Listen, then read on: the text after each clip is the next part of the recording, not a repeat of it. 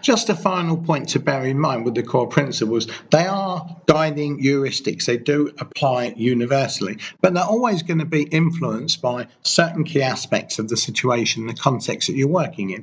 And I use the fly fishing analogy. Fly fishing has a certain method. It's a way of casting. It's the use of artificial flies to catch trout.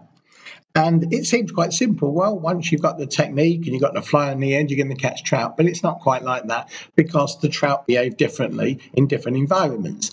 As the seasons change, their preference for flies change, believe it or not. And different types of trout like different types of flies.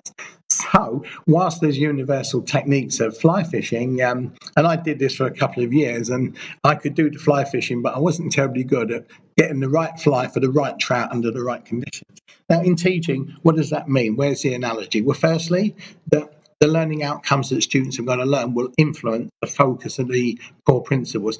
If students are going to recall a lot of facts, then the organisation of the content, the chunking, the rehearsal, the review are particularly important principles, the memory system. To develop conceptual understanding involves a lot of thinking, particularly types of thinking like analysis, making inference, interpretations, evaluation, etc. And obviously, if they're going to develop competence, direct performance, then deliberate practice and feedback are particular focal points for the principles. The characteristics of the students will make a big difference. If you've got mature, highly motivated students, you haven't got to work so hard at the motivational strategy. In fact, all you need to do is perhaps not bore them. But if you haven't got motivated students, then that principle becomes initially perhaps the most important one. Because if you can't get any interest, then you're not going to get an attention, you're not going to get learning.